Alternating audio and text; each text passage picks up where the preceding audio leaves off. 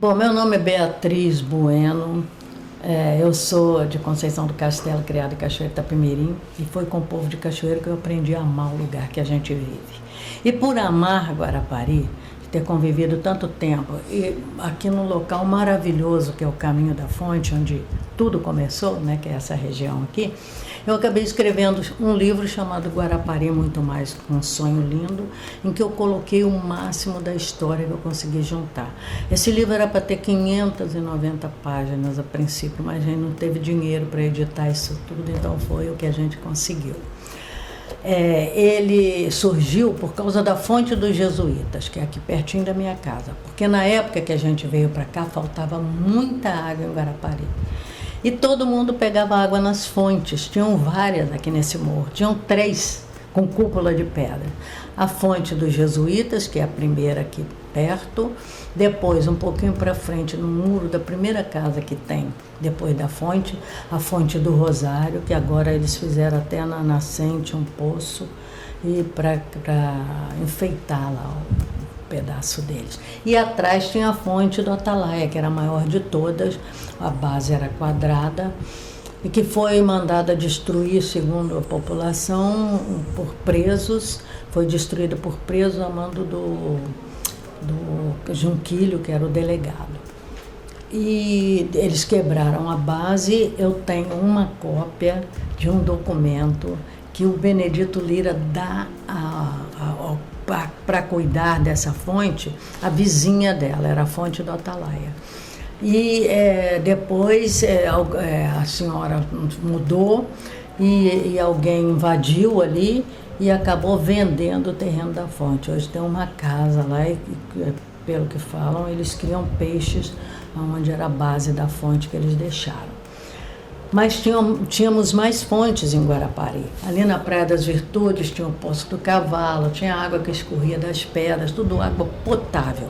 O importante é que é água potável junto ao mar.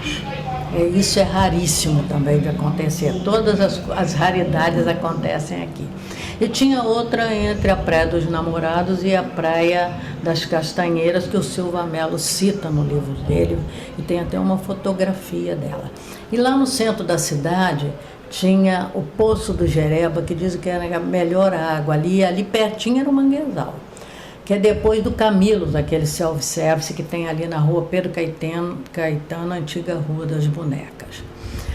E como o pessoal invadiu a fonte, quando cercaram a fonte, eu falei, não, aqui não é de vocês, isso daqui não vai ser de ninguém, vai ser de todos, isso aqui pertence ao povo de Guarapari e eu vou lutar para não deixar construir nada em cima da fonte. E isso foi em 1983. Desde essa época eu luto por essa fonte. A gente já restaurou junto com a Homocentro, eu cuidava, eu ia lá, pedia para o pessoal não poluir a água, porque depois que encanaram a água para cá e que não falta tanta água, eles pararam de usar, porque antes quem cuidava eram as lavadeiras e ficava tudo limpinho, a pedra limpinha, porque elas estendiam roupa para quarar e para secar ali nas pedras pertinho da fonte. E a fonte mais para frente, que era um buraco na pedra, era chamada de Fonte de Dona Nair, que era uma lavadeira dos Mascarenhas aqui, que tem o Darcy Imóveis, ali a família deles. E a fonte, mesmo assim, ela continuou. Mas depois que construíram no entorno aqui, na parte de baixo do morro, no nível ali abaixo da rua, né, no nível abaixo da rua, no nível da fonte propriamente, eles construíram fossas. E essas fossas penetraram no lençol freático, poluiu a fonte. Hoje a água é poluída. Uma das análises que a gente fez deu 88% de coliformes fecais por causa disso. Então, o que seria para se salvar isso daí, que é uma preciosidade no momento em que o mundo está preocupado com a falta de água potável, porque o homem, que é o maior destruidor do planeta, está fazendo isso, poluindo rios, nascentes, secando nascentes, né, agredindo o meio ambiente como se fosse um inimigo dele, não sabendo que ele está se suicidando. Então, a gente precisa que seja incentivado que essas pessoas bombeiem esse esgoto para a rede de esgoto que passa na rua de cima. porque ali nunca poderia ter sido permitido construir. Né? Porque é um lugar bonito, a gente tem que ter acesso às pedras, a beira-mar pertence ao povo, porque pertence à União. Então isso aí é importante. E nesse livro o que eu fiz? Eu contei tudo resumido, um pouco da história, desde o começo, o nome da cidade, por que o nome da cidade, que é uma contestação atualmente, porque Guará, pelo que a gente sempre soube, é uma garça muito bonita que nasce branca, fica cinzentada, torna a embranquecer e por fim sua coloração é vermelho carmesim. E por quê? Porque ela se alimenta principalmente de caranguejos e camarões, esse é o alimento preferido dela. E Pari, ou Parim, com um pingo no i, é armadilha, cercado para pegar peixe. Quando eu fui a Morro de São Paulo, e quem for passear por lá, observem quando fizer aquele passeio de barco em torno da ilha, até hoje eles usam esse tipo de pesca, são cercados. Eles cercam com galhos de árvore, que é o indígena que fazia isso. E só que lá chama Goambê, por causa da tribo indígena que morava lá. E eles, é tipo labirinto, e eles fazem isso perto do manguezal. Quando a maré abaixa, ela fica seca, né? Mas quando a maré fica alta, o peixe entra. E quando ela baixa, o peixe fica preso. Isso é uma armadilha de pegar peixes. E tem gente que também é o nome do mangue predominante na nossa região, que é o mangue vermelho, o Rhizophyra mangue. Que tem aquelas raízes adventícias, as raízes altas que falam que é para respirar, porque o mangue nasce no lodo, é uma terra lodosa. Mangue não é sujo. A gente é que joga os esgotos e suja o mangue. O mangue, ele serve para filtrar as águas também e é berçário de várias espécies marinhas. E a gente precisa preservar o nosso manguezal também, que está bastante destruído. Né? Então a gente tem que ter cuidado com isso. E conta a história também que em 1585 foi inaugurada a igrejinha aqui em cima, que era dedicada a Santana. Santana era padroeira da matriz e Nossa Senhora da Conceição era padroeira da vila. Eu consegui isso em pesquisa no livro de tombos da igreja. O padre Paulo Regis Silveira, ele me emprestou tudo isso. Eu conheci por causa dos Passos de Anchieta, que a gente fez um folder e depois ele não conseguiu nem patrocínio nenhum para imprimir. E depois dos Passos eu fui lá na igreja e ele estava lá, a gente conversou. E ele falou, se eu tivesse vindo aqui, eu arranjava patrocínio. Aí pediu o folder e ele acabou publicando, mudou, tirou o negócio dos passos pela matriz. Então ele me passava todos os documentos, eu traduzia, porque é português arcaico, é difícil para danar, reescrevia aquilo na mão, depois eu digitava, mandava para ele. E ele me autorizou a ficar com uma cópia. Então descobri muita coisa, inclusive a data da fundação de Guarapari, porque, como diz a história, as cidades brasileiras nasceram à sombra da cruz. E essa igrejinha ela foi fundada no dia 7 de outubro de 1585, está registrado na Pedra d'Ara da igreja. Pedra d'Ara é uma pedra que fica no meio do altar, tem até um buraco certinho para encaixar. Ela era de mármore, e ela é envolta em pano. A nossa está até quebrada, mas está lá, direitinho. Com esse registro que eu acho fundamental. E depois a história vai seguir. E Padre Anchieta construiu junto à igreja, que era costume dos Anchietas, dos jesuítas, construir uma residência perto. Porque naquela época não tinha ninguém aqui, só índio. Então eles construíram uma casa que era ligada e que tem as bases dessa construção colada ali. A igreja tem uns marcos. Quando a gente observa, a gente vai poder descobrir isso daí. E tem um desenho na parede, em azulejo, uma pintura muito bonita, que é do padre Antônio Nunes, que mostra como a igreja era na época dos jesuítas. Os jesuítas faziam a igreja com a parede lisa, com um frontão triangular, que significa as mãos postas, o agradecimento aos céus. Sempre 3 janelas em cima de uma porta central. As portas laterais foram abertas posteriormente para ventilação. E uma torre sineira. A igrejinha era pequenininha, porque era uma capela. Ela recebeu várias reformas. 2 foram muito importantes. Uma em 1751, quando o cônego Antônio Siqueira de Quintal, que ficou famoso aqui em Guarapari, porque ele era dono de tudo em Guarapari. Inclusive, ele tinha 2 fazendas. Uma fazenda ali no Lameirão, por aquele lado, na Aldeia Velha, que era a fazenda do Engenho Velho, e contam que tem uma ruína lá dos jesuítas. Eu preciso arranjar gente para a gente ir lá pesquisar isso. E a Fazenda do Campo, que era ali onde é o Tigrão, que já foi Parada dos Neves, porque o senhor Neves comprou ali e ele tinha um ônibus que parava ali, os ônibus paravam ali. E o que prova também a existência dessa fazenda é a comunidade quilombola de Goiabas, que é ali para perto, porque os negros fugidos, eles se embrenhavam nas matas para poder fugir da escravidão. E também relativo à igreja, aí o padre Quintal fez o quê?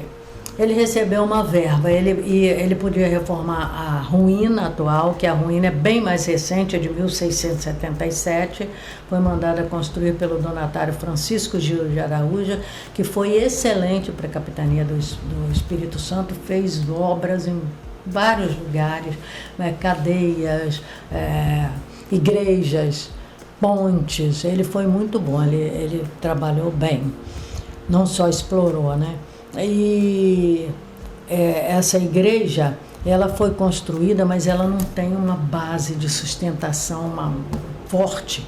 Então ela ficou um tempo servindo de igreja, descobri no livro de Tombo também da Matriz, porque eles falavam que essa igreja nunca funcionou, as paredes eram revestidas de agradecimento por milagres e ela foi dedicada a Nossa Senhora da Conceição, Sagrado Coração de Jesus. E depois a igreja, que também falam que foi a primeira igreja no Brasil dedicada ao Sagrado Coração de Jesus. E ela também estava muito ruim e a capela do padre Anchieta não dava para usar, muito precário. Então, o cônego Antônio Siqueira de Quintal recebeu uma verba para construir uma nova igreja. Em vez de construir nova igreja, ele analisou as 2 e como a capela tinha mais uma base muito sólida, ele resolveu melhorar e ampliar aquela igreja. O tamanho dela era bem menor. Então ele transformou em matriz e mudou a padroeira, que era Santana, para Nossa Senhora da Conceição. Foi nessa data, 1751. Depois, em 1880, ela recebeu outra reforma. Foi o final da reforma, em que ela recebeu as características que ela tem hoje.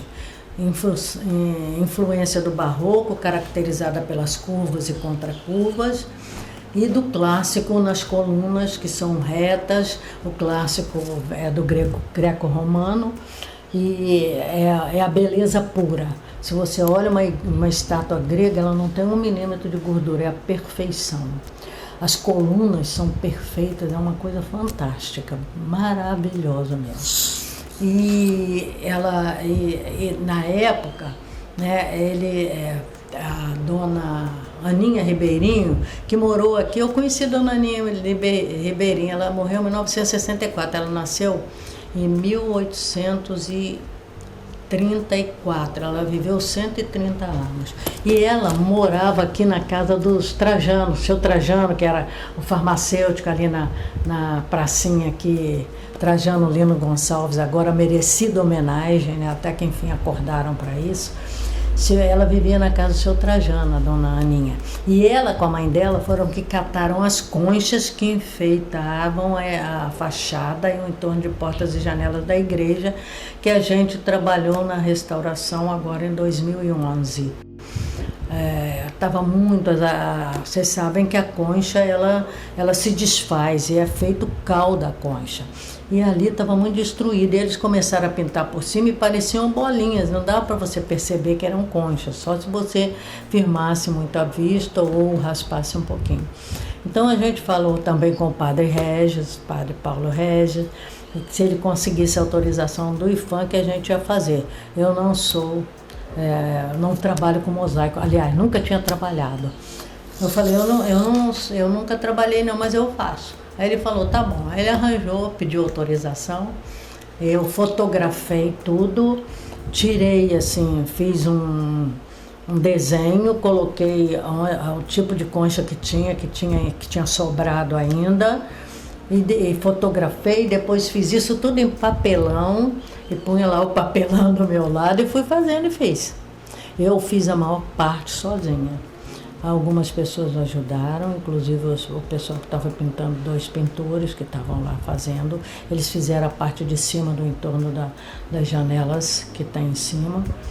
E algumas pessoas da comunidade, gente assim que eu tenho que agradecer muito, inclusive uma varredora de rua, Salete, que parava lá, estava chovendo, ela separava a concha para mim, eu estava no andaime fazendo a porta, a porta principal foi a mais difícil, mas ficou um trabalho maravilhoso, porque eu admiro muito aquela igreja. Eu nunca vi uma igreja com conchas, eu já viajei muito, nunca vi em lugar nenhum. Então a gente tem que preservar isso também, tá? E por aí vai, mas também temos a fonte também dessa época, 1585. Também nós fizemos uma restauração junto com a Amocentro e restauramos a cúpula, porque a cúpula está cheia de buraco, e uma aluna minha que estava fazendo arqueologia, mestrado em arqueologia na USP, ela veio aqui, aluna da escola aqui, ela veio e ela estava fazendo sobre a fonte, veio procurar o documento comigo. E fomos lá e ela falou, Bia, se abrir uma gretinha vai cair a cúpula toda. Aí, não deixa não. Aí eu peguei, nós fomos lá, eu vi como são tijolinhos fininhos assim que ela é feita. Tinha uma ruína aqui que tinha um monte de tijolinho. Peguei os tijolinhos, cortei tudo assim fininho, encaixei tudo e montei a cúpula dos buracos que estavam faltando. E saiu. E depois nós tivemos que fazer um muro de arrimo, porque estava entrando terra dentro da fonte. Aí eu falei, vou fazer um painel, um mosaico também, com concha e caco de vidro, que eu colhi aqui os cacos de vidro aqui na nossa prainha da fonte, que dá muito. Eles ficam, por causa da água bater, de rolar na areia, eles ficam polidos. Então dá um trabalho muito bonito com esses cacos de vidro. Mas nós temos mais monumentos, e esses monumentos estão todos abandonados. Eu não sei a igreja, a fonte, que está em melhores condições por causa disso, mas está suja. E a gente precisa fazer o paisagismo do entorno disso, um lugar bonito, fazer como as lavadeiras. Elas não desciam numa escada íngreme, era aqui no começo do morro e dava uma descida bem suave para a fonte. A gente tem que resgatar isso.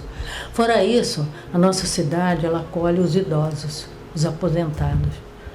E isso é perigoso para eles. Então a gente tem que olhar com mais cuidado, porque o turismo é o melhor comércio que tem, é um comércio limpo, não polui, sabe? Ele não destrói a natureza, quando é feito como deve ser feito, com qualidade, né? Então a gente tem que cuidar muito disso. Então a gente tem a Casa da Cultura, que já foi museu em cima, espaço cultural embaixo e atendimento ao turismo. Num ponto que eu acho chave, não tem que pôr no final da Praia do Morro, não tem que pôr aqui na pracinha também, no final da Praia do Morro também, mas aqui primeiro. E já tem o prédio.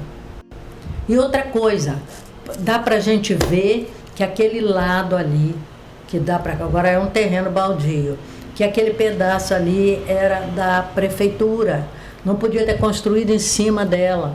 Monumento histórico tem área de entorno, de preservação.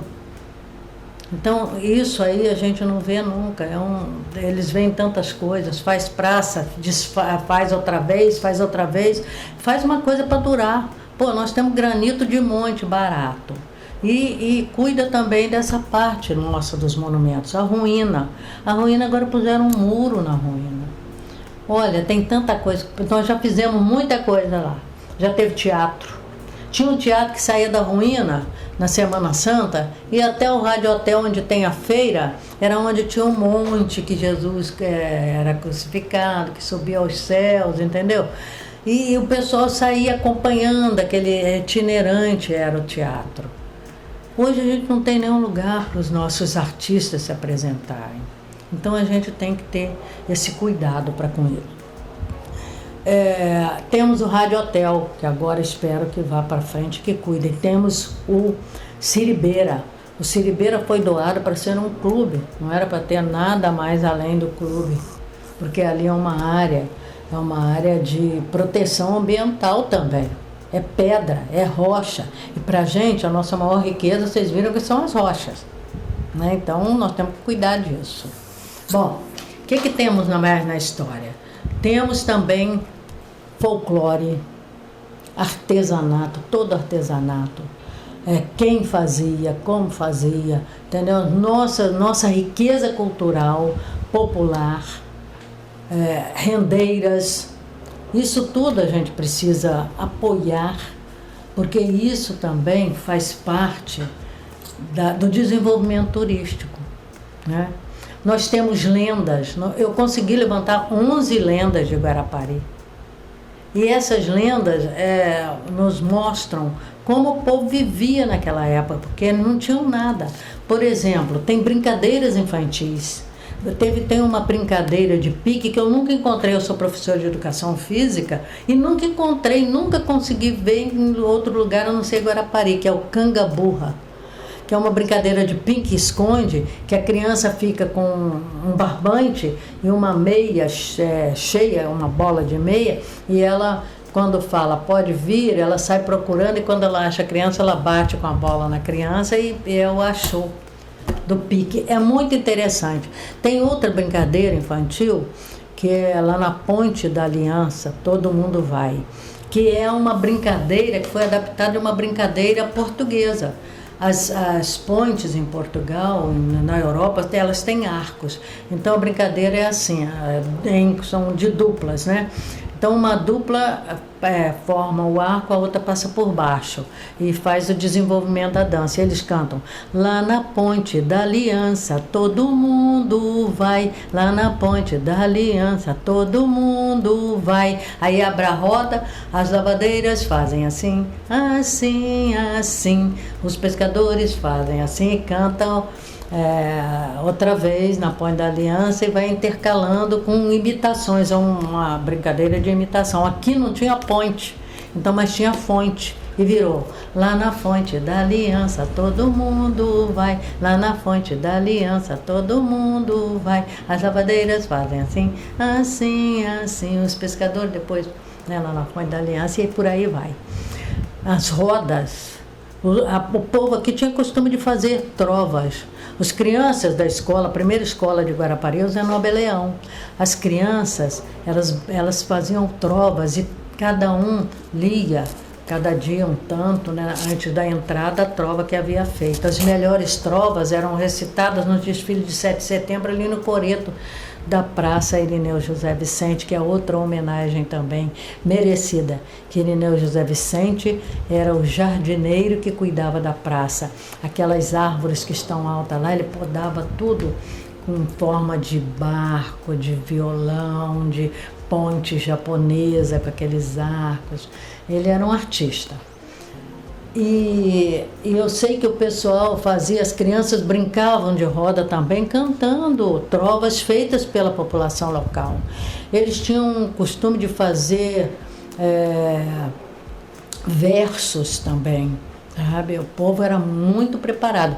E eles eram festeiros do modo deles, tinham os bailes de levanta-poeira, que eram feitos nos quintais, e os instrumentos que eles tinham, às vezes uma viola, uma tampa de panela, e eles faziam uma festa e dançavam para danar. As festas, o que a gente está perdendo no Brasil inteiro, as festas juninas, que é tão tradicional do nosso povo, isso tudo está registrado aqui, ó, nesse livro. E tem as biografias das pessoas que foram importantes para a gente aqui. Padre Anchieta, Silva Mello, que foi quem falou para o mundo, o doutor Antônio da Silva Mello, ele era médico e cientista, era um cara, ele era mineiro, era pobre. Ele fez medicina com a ajuda da irmã. E depois que ele formou, ele foi fazer mestrado e doutorado no Instituto do Rádio em Berlim.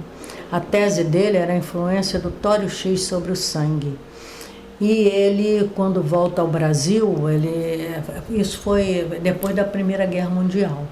Ele volta ao Brasil e ele estava muito rico, ficou muito rico, porque ele era uma sumidade mesmo. E ele ouviu falar em Guarapari e veio para cá, veio de carro, foi uma odisseia, porque não tinha nem estrada direito. E ele chegando aqui, ele descreve Guarapari do jeito que eu queria ter conhecido, como uma vila. Ele fala com tanto carinho que lembrava muito as vilas italianas, com o casario que tinha ali embaixo, que destruíram tudo, infelizmente, aqui na pracinha, que era onde desembarcava, porque a travessia era feita aqui na praça Trajano Lino. E do outro lado tem um cimentado, que é a propriedade da Marinha, tem uma rampa que está destruída. O ônibus parava ali e o povo pegava a canoa para atravessar para o lado de cá, que tinha o Trapiche, onde é o restaurante do pescador. Aquilo ali era o porto de Guarapari, aquilo era da prefeitura, era nosso. Levaram embora também. Então o povo descia e a balsa também, os carros atravessavam de balsa por ali, até do lado de cá. Depois eles aterraram e fizeram até acesso para a ponte, depois de 1952, quando foi inaugurada a ponte. Eles tiraram o cume daquele morro que tem ali atrás, que hoje é um prédio ali atrás do Dino, era um morro bem alto, era o Morro de São Sebastião. E com aquela terra eles aterraram ali, e ali na pracinha tinham 2 praias, e tinha a Mibra, que tem um muro ainda que está lá, está para vender até, do lado ali da residência do seu Trajano. A Mibra era a empresa que separava as areias, e que até 1945 entravam no porto de Guarapari navios para levar as areias para exportação, que aí já eram com sacos, com timbre do governo brasileiro. E esses navios tinham a altura de um prédio de 4 andares. Ali tinha calado para entrar esses navios. Mas quando construíram a ponte, eles fizeram um aterro até a Ilha das Gaivotas, que antigamente era a Ilha dos Cabritos. Eles fizeram um aterro e cortaram o fluxo d'água. E a água perdeu o volume e a força e não conseguiu mais empurrar os detritos para o alto mar. E assoreou o nosso porto. Então, todas essas coisas a gente tem que ter conhecimento para poder mexer no meio ambiente. Que a gente perde muito. A mesma condição dos prédios, que hoje, 2 horas da tarde, a gente não tem sol na praia. Entendeu? Então, a gente está matando a nossa galinha dos ovos de ouro, em todos os sentidos, né? E a gente precisa retomar isso, porque a gente não quer fábricas aqui não, que fábrica polui demais. A gente quer viver do que a gente tem para oferecer, que é a beleza que esse lugar tem. Esse lugar é maravilhoso. Comecem a andar pelas pedras, observem as pedras. Comecem a andar, mas andar mesmo, por todo o litoral aqui. Isso é deslumbrante. E a gente só pode amar aquilo que a gente conhece. E a gente não cuida de Guarapari, porque a gente não conhece Guarapari como ela merece ser conhecida. E por isso a gente não a ama, a gente deixa que façam tudo de qualquer jeito com a nossa cidade, que é o berço dos nativos daqui, o berço, a casa, né, a acolhedora das pessoas que vêm para cá. E é isso que a gente precisa. Então eu torço para que mais gente escrevam, publiquem e compartilhem os saberes deles com a população. Porque a população tem direito de saber disso e a população merece esse respeito, principalmente a população nativa de Guarapari. Maravilha. Muito obrigado.